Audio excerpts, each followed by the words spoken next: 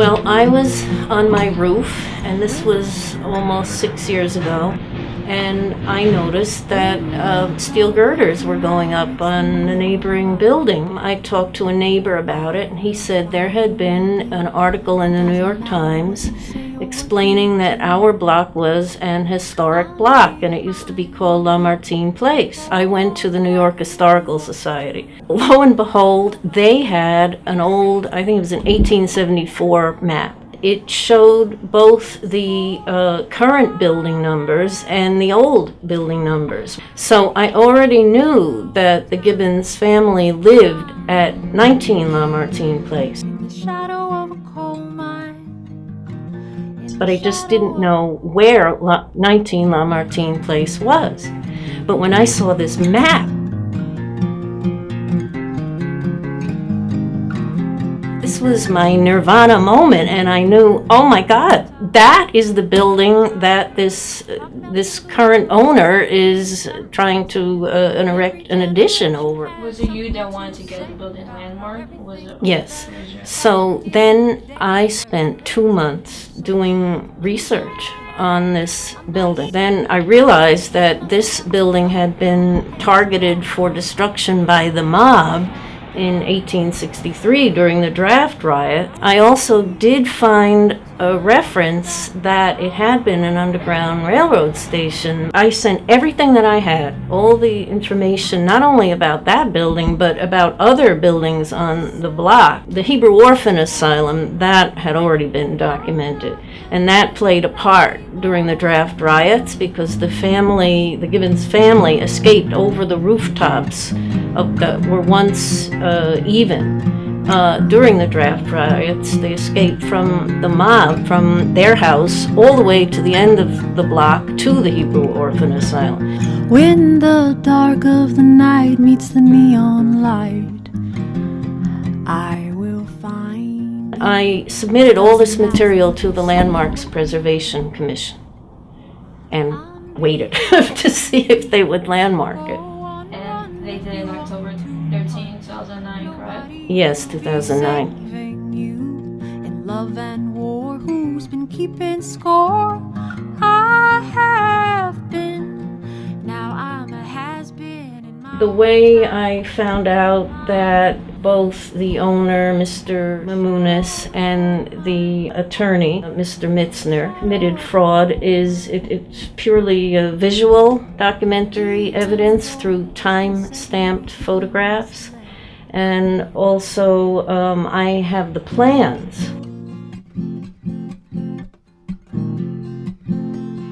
that were submitted. And I mean, the plans that Mr. Mamounis submitted to the Department of Buildings are not the same plans as he actually built. He also continues to pretend that he built the apartments on the 5th story before it had been landmarked. Those apartments were in fact built in the fall of 2010, which is, like a year after the building had been landmarked. This was a development. It was built in 1846, 1847 by Torrey and Mason, and their vision was to have a block of 4-story row houses. So that, first of all, aesthetically disrupts a treasure of New York. It is also important to preserve the 4-story height for historical reasons, because the only escape route for the family was over the rooftops. I have never done anything like this in my life, and it has taught me a great deal, about community organizing.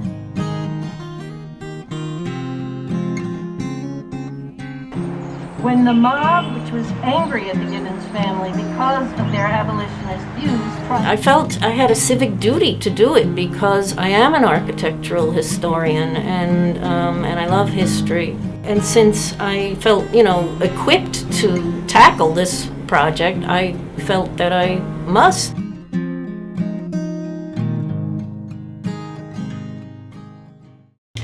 Okay, so, there were 2 parts to this case. The first part was that the owner of the Underground Railroad station wanted to fight the Landmark Preservation Commission's jurisdiction over the building. They rendered their decision that, yes, it must be under landmarks. So that, was a victory. Okay, now part 2 of the case about that he wants to be able to keep it, that part of the hearing is still open. So now it goes before the Landmarks Preservation Commission. And so we have to pour all our energy into writing letters to the Landmarks Preservation Commission. He has cheated at every turn. He is, achieved this through cheating, and he is cheating us of our history. And we just cannot let that happen. We have to stop that. Well, I think that we cannot reward scofflaws. If this man can get away with this for a landmark building, imagine what all the other developers will do. They'll run away with this and say, well, if he can do it in a landmark building, why can't I? If he is able to pull this off, then why bother having landmarking laws? Or for that matter, why bother having a city council or anything?